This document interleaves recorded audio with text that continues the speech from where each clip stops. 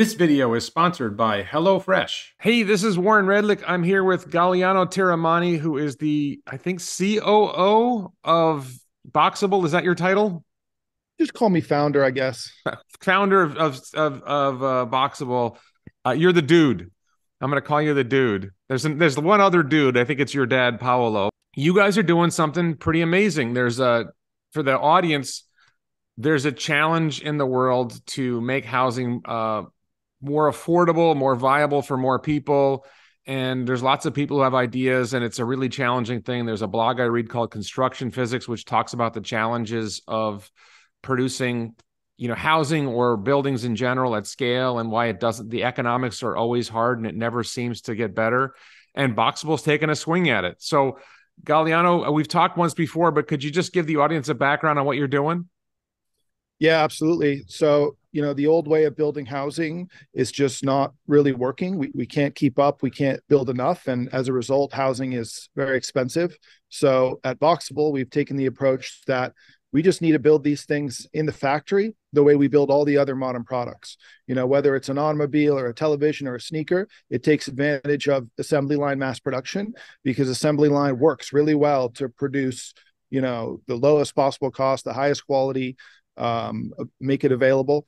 But the way we're building housing is we're literally going out to sites with skilled tradesmen with hand tools and building these things by hand. It's crazy that such a big product category is built that way. And there's a bunch of reasons why that's the case. And at Boxabl, we've kind of jumped in and tried to solve all those problems. So here we are in Las Vegas. This is our factory right behind me. And, the first big innovation that we have that we think is a roadblock is that our room modules can actually ship. Because when we looked at the problem of housing and factory built housing, we saw that buildings were just so big, of course, that they couldn't, fit on the highway and they couldn't be transported properly. So if you can't transport it, then you can't build it in the factory. So there we are in the situation where we're bringing all the tools and the equipment to site and building on site. So of course, if anyone hasn't heard of Boxabl, check out the website and you'll see that our houses actually fold up so they can ship highway legal.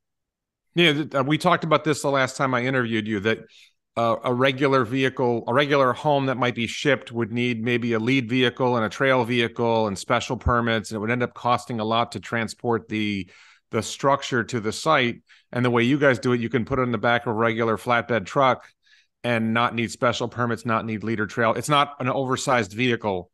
Yeah. And Yeah, that's a big absolutely. advantage. And of course, there are guys out there doing factory built housing, but the big issue is it costs so much to ship that they can't ship it far from the factory without it becoming prohibitive, the cost of it. So therefore, they can't scale production. So if you look at a house factory, these are small regional factories. It's not mass production. They're not getting the benefits of new manufacturing methods, new building materials, automation, the sheer scale that you would see at like an automobile plant. Most car factories, whether it's Ford or Tesla or almost everyone else, they're putting out one car per minute in those factories. That's totally amazing. If you look at a video of these factories, it's incredible. Go look at a video of a house factory. They're just doing the same thing they were doing out on site with little hammers and nail guns and hand saws, but they're doing it inside now, and they're not taking advantage of what mass production really has to offer. So our whole pitch is because we can ship, therefore we can scale production, and then we can get all these efficiencies. And when I say scale production, I mean even beyond what we're doing here, because this really, to me, is just kind of a proof of concept. It is a big factory. It's 170,000 square feet. We have a new building next door that's 130,000 square feet, but we need to go way bigger to grab all those efficiencies. So we're just kind of in here proving out the basics, making the case for an even bigger scale so that one day, hopefully, we can get to, what you see with these automobile makers, all this advanced manufacturing. I read about the facility you're in now. I have a document that you guys put out July 7th, 2022, and I see 173,720 square feet of usable floor spaces. I think the space you're in now, my impression was, did you already line up a larger facility, or is that a larger space, or is that not lined up yet? So we've been in here in production maybe about 15 months so far. We kind of jumped in with really, you know, no experience. No one could have had experience doing what we're doing because we're doing it very differently. But we managed to kind of pull it off. We had an initial order that was placed by the federal government before we even had a factory. We just had some prototypes. We managed to scale up this facility, install millions of dollars in manufacturing equipment, hire hundreds of people, produce and deliver that order in full. Now we're working on another order. And then, this other building we found out was going to become available right next door to us here. So we said, we have to grab that. And now what we're doing next is basically moving into that new building, upgrading our manufacturing equipment, transitioning into the next generation of the product. And then all that's going to come together and just continue like massaging everything into place as far as unit economics and production speed and quality and all that. And really excited about the progress so far. And then we are in the background planning for a much, much larger facility. But that's going to take a little while to both get funded and come online. And that's where we'll really see the benefits of, true mass production beyond what we've already achieved here, which is pretty good. And, what we're still running with here is the first version of the product that, Paolo and Kyle and I, drew on a napkin and went for it.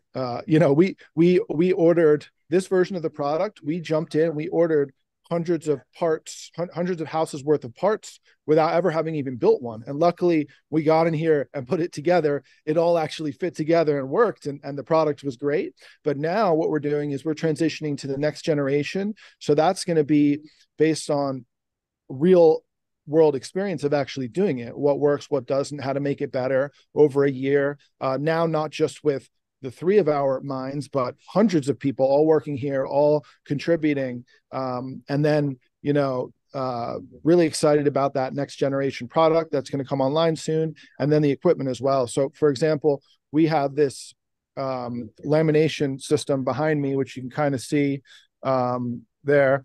And basically that's where all the parts of the wall panels combine together to create the wall. So right now we build one wall in about 20 minutes, every 20 minutes, which is, of course, way better than you can do with traditional construction. And then we have all new equipment that's coming in that's going to do that same process, but in a more automated manner. And then we're going to be producing one wall panel about every 5 minutes and using dramatically less labor to do it, and a whole bunch of other advantages too. So like tons of exciting stuff happening in the background across the board. Can you give an example of something you noticed in the past year in the manufacturing process or in the deployment of the Boxabl to the field? This is for people who don't know, it's a 400 square foot home called a casita. Can you describe like an example of like what's like the biggest thing? I mean, aside from going from 20 minutes to 5 minutes on a wall, I mean, what's an example of something that really stood out that you guys said, hey, we could do this better? Yeah, I mean, kind of, little improvements on almost everything, and it's going to add up in a really big way to pushing down the product cost and increasing the manufacturing speed and the quality and the structural ratings, like across the board, huge stuff. But one example of something that we're excited about is right now there's about, let's say for example, 12 panels in the house. Like there's a wall panel, there's a floor panel, a ceiling panel. Each of those panels is made up of its own individual set of parts, which, are all kind of unique. What we're doing in this next gen is we're actually going to what we're calling a universal panel design, where we only make one panel that's then cut later in the process. So that's dramatically reduced the components that go into the building, like by a lot. So then it's far less parts to order, far less parts to keep track of, and it kind of simplifies everything. And then, lots of other stuff too. Like for example, we were buying EPS foam pre-cut from another manufacturer, and it was the biggest dollar, ticket item in our product. And so we looked at it and said, should we just make this ourselves? Should we just cut this ourselves?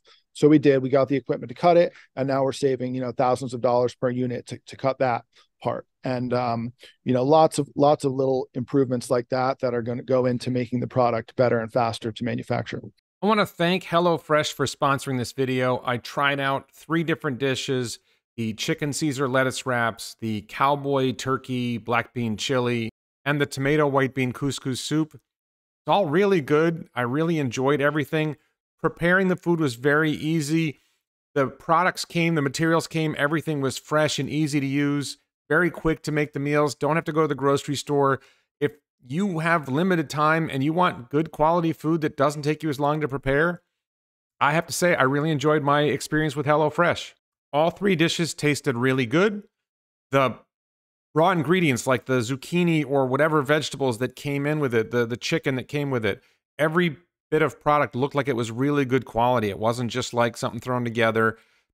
Better stuff than I usually pick up from the grocery store for myself. To try HelloFresh, just click the link below for a special limited time discount plus free shipping and try HelloFresh today. For the production facility you're in now, the starter production facility, your document from July 2022 says you're aiming to get to 6 boxes per shift once you ramp up production. Are you at that level now?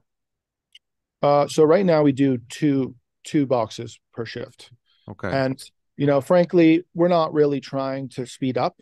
We want to take our time. We want to be very cautious. We want to make sure the product is perfect. We want to make sure our unit economics are where they need to be, because there's a lot of risk here. Everything about the product is kind of new and experimental. We want to have significant amount of kind of real world testing. We're focusing on like just a few customers that are ordering larger quantities right now as kind of pilot projects. And we're also still awaiting our state modular certification, which will actually allow us to sell to the general public. And that's something that's taken far longer than we would have liked. And of course, it's to be expected with any, government regulatory interference that plagues us all. And so, I think that probably once we get through this, these equipment upgrades, this next gen product, we ramp up in the new building and we get these modular certs, then we're going to kick it into high gear. So what's your, first of all, how many shifts a day do you do now, or a week? So right now we do 4 10-hour shifts and we produce roughly 2 houses each shift. Sorry, 4 10-hour shifts a week? Yes. Yeah. Okay. And then the next facility you're going into, what's your goal in terms of boxes per shift? Well, so we think that between these 2 buildings that we've got, we're going to get to about 5,000 units per year once we're like ramped up, once we're doing 2 shifts and all that. Let's talk about what you've done so far. You mentioned a government contract. My recollection was it was sort of like a third party that was providing these to a defense installation somewhere, and you did, was it 150 or was it more than that? Yeah. So the government originally reached out directly to me, asked questions about the product, said they wanted to buy it, and I said, all right, let's do it. By the way, we don't have a factory. We've never built anything before. Yeah. We don't know if it'll work. And they were like, no, let's do it. So I was like, all right, cool. And we took that and ran with it and, got ourselves into this big building, got scaled up, and they ended up placing 2 orders totaling 156 units, like little over $9 million. And, those were shipped from Vegas to Florida on a truck. Then they were put on a barge and sent to Guantanamo Bay, Cuba, which is pretty crazy now that I think back on it, because it's one of the most like harsh weather conditions in the world. Not only do you have like salt spray from the ocean, you have hurricane speed winds, high humidity. I mean, it's like a nightmare for any building.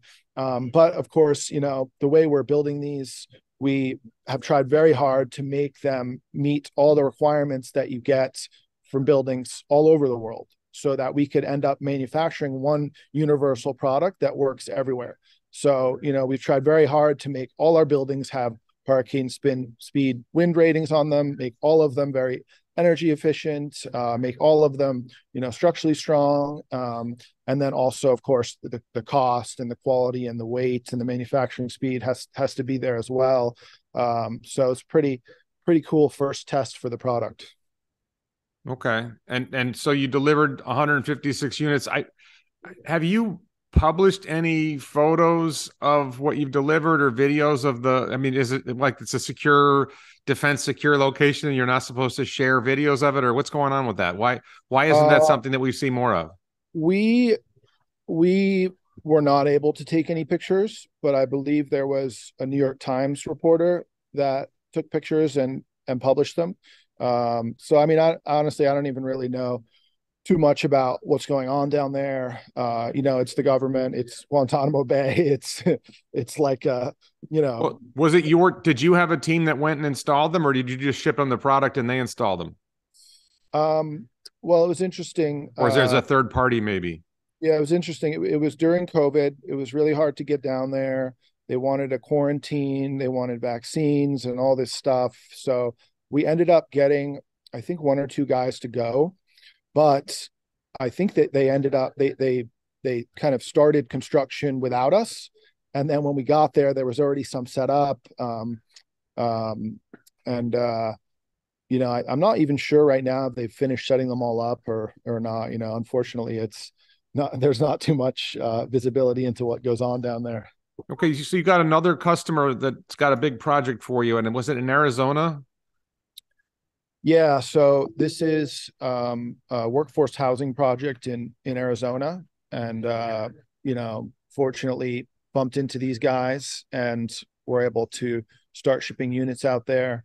I believe it's like 170 or maybe 200 unit order or something like that, and they basically were doing two stories, so they're 4 units and then 4 units on top with like a central staircase in the middle, and then uh you know pretty cool project for us. Like, really, you know couldn't have expected to find a better partner, kind of place to go out and start getting real feedback, throwing these units down. So I think that's like kind of midway through construction right now. I mean, have any units been deployed there? Yeah, they definitely are. I think that's another one where we were asked to not publish pictures, but it's visible from the street. So people have been taking pictures and publishing them. We actually have a really active Facebook group. It's like Boxabl Investors on Facebook. It's got like over 17,000 members now. So there's a guy who I guess lives locally, and he occasionally is posting progress update pictures on there. But yeah, there's units down. They're stacked 2 stories. Okay, so I wanted to go through some numbers with you. My impression is this document I saw from July 2022. I think you have some other. I don't know if this is the one. You have some documents out there. You guys are trying to raise money, and you've disclosed your financials. And my impression is that what am I seeing? Total current assets 10. I think this is 10 million, 14 million in total assets. You have, it's $5.2 million in convertible promissory notes. But I was looking at it, it seemed like for end of June 2021, you'd had zero revenue and total operating expenses of $2.1 million. So an operating loss of $2.1 million. Maybe I saw something else that's more recent. Do you have numbers for the end of 2022 yet? Revenue 2022 was about $10.4 million.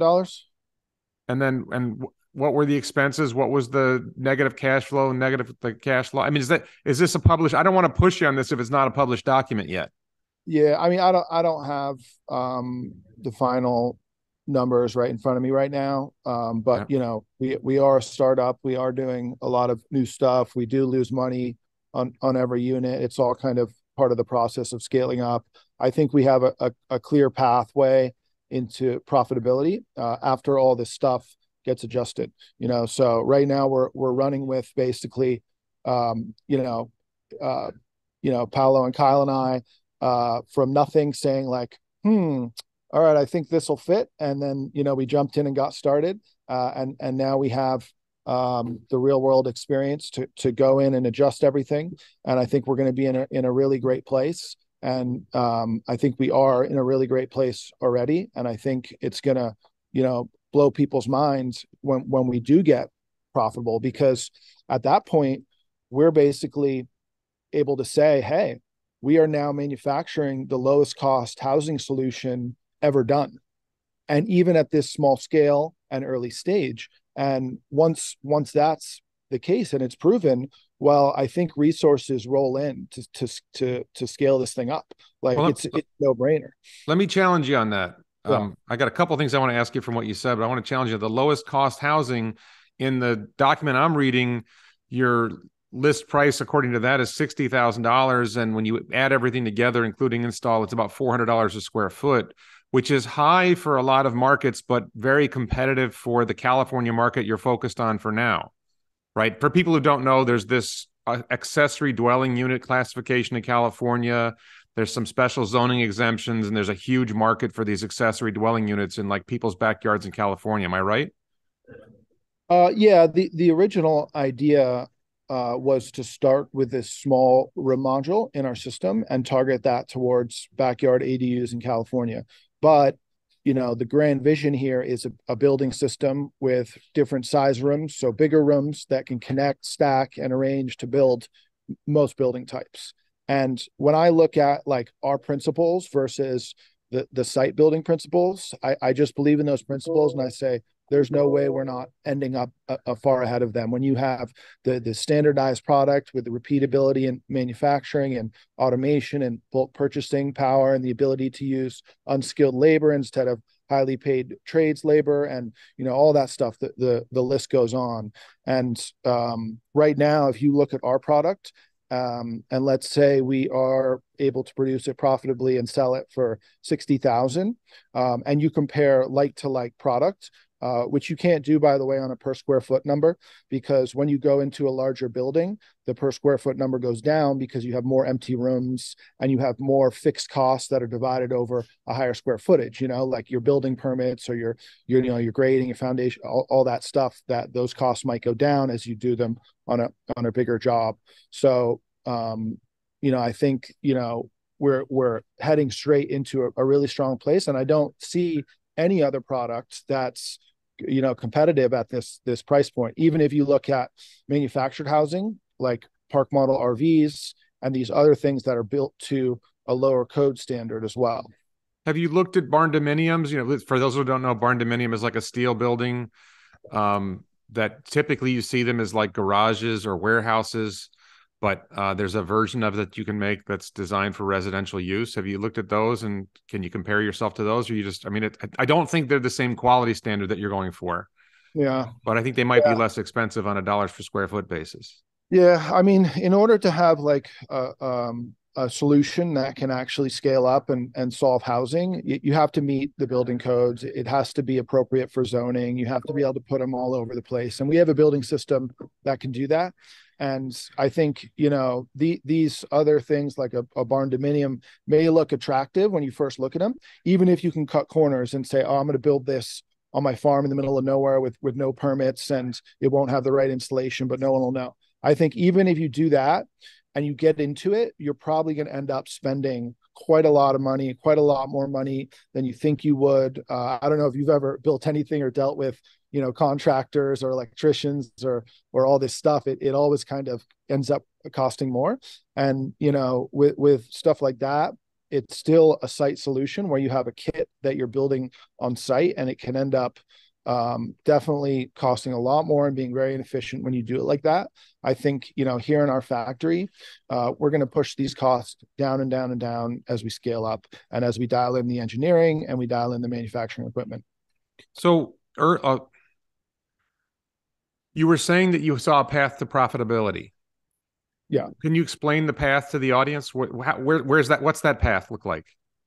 Yeah. So I don't really want to dive into like too many specific numbers, because they're all just like projections and what we think are going to happen. But our material costs per unit have been coming down and down since we started.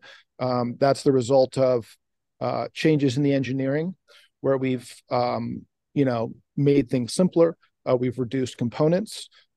We've swapped materials for lower cost materials that still meet the same requirements we needed. We've totally changed the engineering. We've gotten better at sourcing materials. We've been able to buy higher quality materials.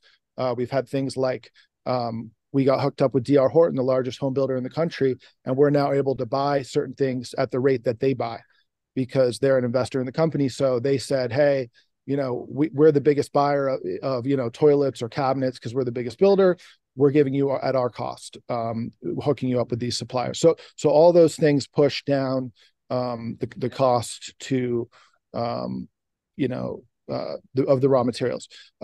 Then things like engineering changes that simplify the manufacturing are happening as well. Like I just mentioned before, that universal panel system where we're taking and simplifying the number of parts that are going into this wall panel. That's going to reduce labor. And then the equipment upgrades we're doing, huge labor reduction there. We have not just the equipment I described earlier, which is dramatically bringing down the labor, but on the panel construction, but we have a bunch of new CNCs coming in. We have a conveyor system that moves our houses down the line. As we do things like continue to increase the number of stations on the assembly line, that also brings down labor costs because right now we have 10 stations.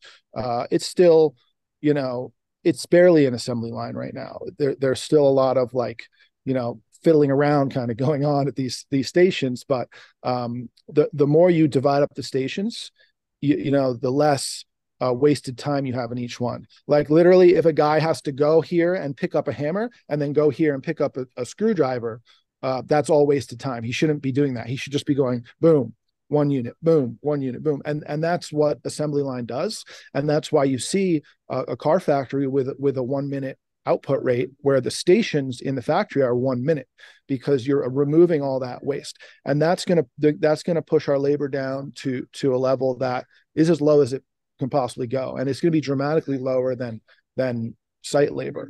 And then also, us increasing our production rate and our output and having this new building that will divide up all of our fixed expenses over more units. And I think we'll end up in a really good place. And then, in the background here, we're making the case for an actual mass production facility that hopefully is going to be a project cost of $1 billion, where we go out here a little further out into the desert here in Vegas and set up the largest house factory ever done. That's what we're trying to get into next, and that's what we're making the case for. And if we get into that, then all this stuff just keeps getting pushed and pushed and pushed into the right direction, and that's something that no one has ever come close to before. And that's where we're talking, getting the efficiencies you see in the automobile making plants into the house making. Yeah, just so people understand that the advantage of manufacturing in the way you're doing it.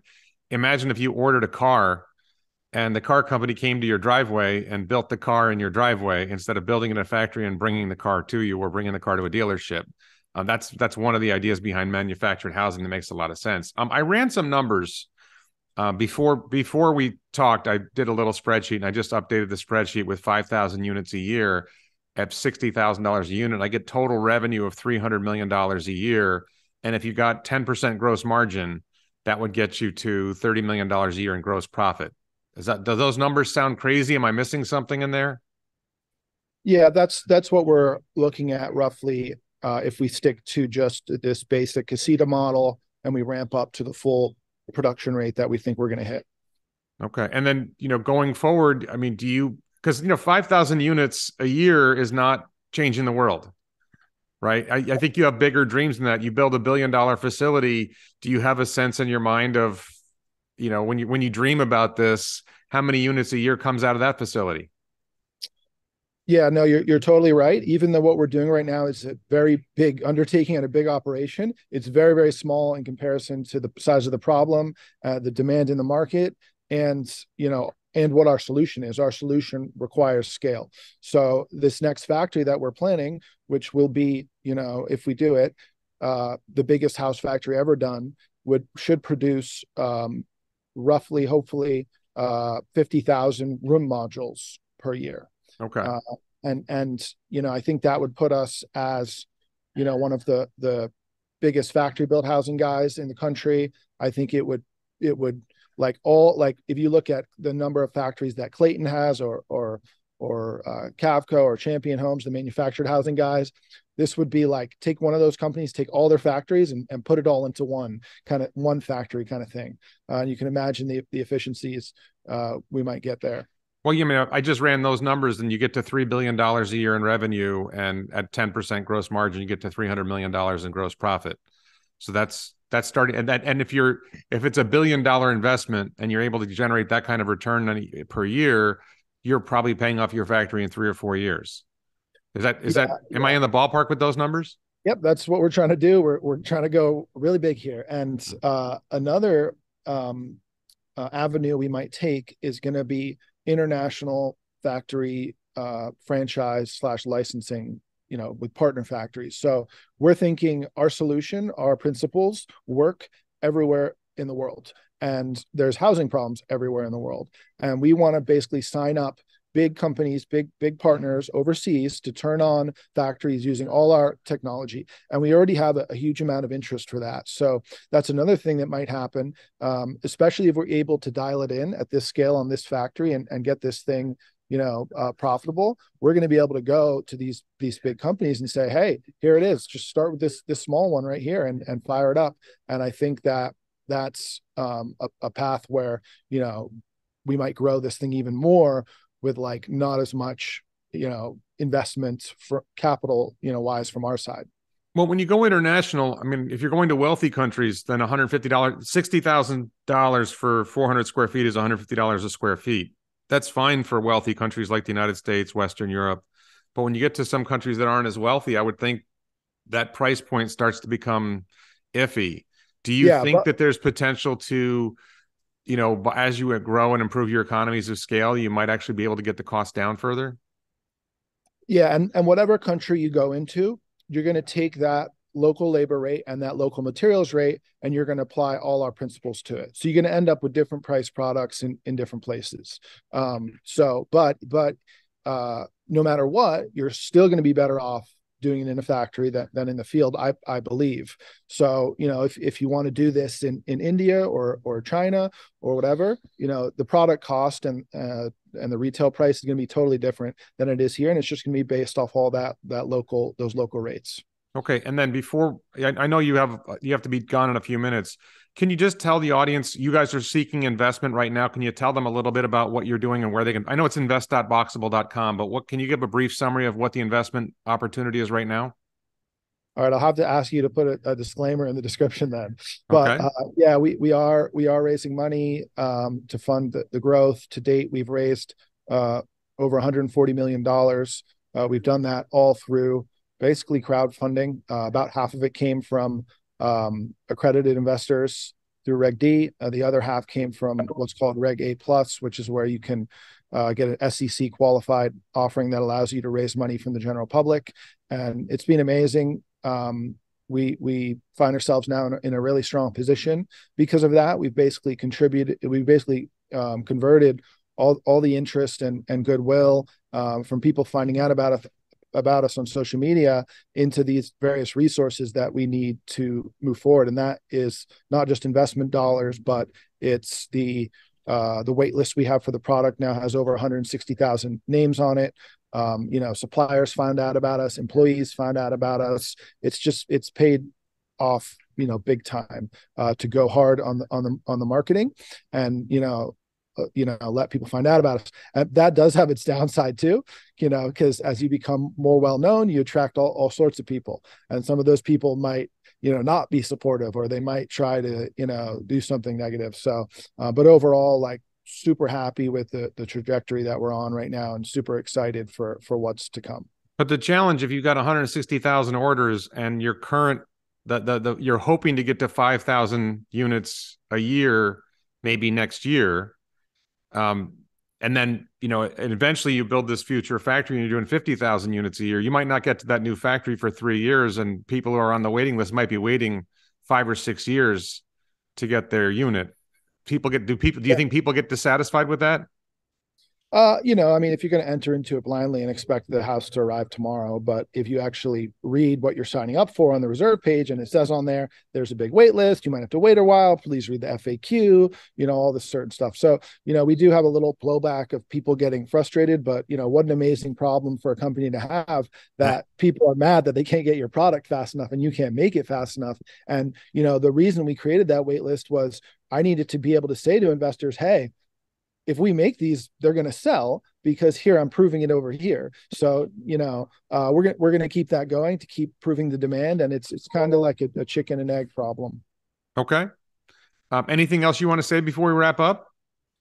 Please, everyone, check out our website, boxable.com. Check out our YouTube channel, our Instagram. We are posting nonstop updates on what we're working on.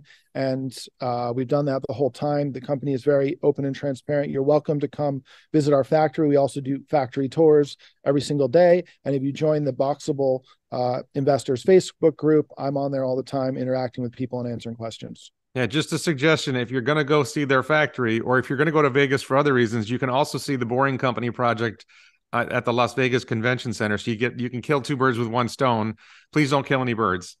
But you can check out two really cool things in the Vegas area. I hear there's some other things in Vegas, but I wouldn't know anything about that.